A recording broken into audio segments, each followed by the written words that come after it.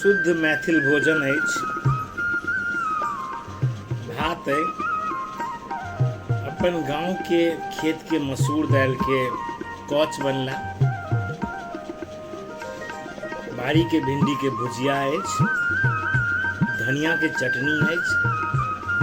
एही सीजन में जे माँ आम के अचार बनेली से आम के अचार अछि, पापड़ अछि, छानल नहीं सेकल, दू टुक मिरचाई अछि। आनंद लेल जाओ मैथिल भोजन के।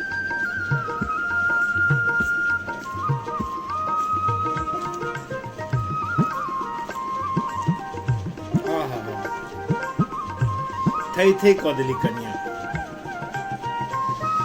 लाजवाब।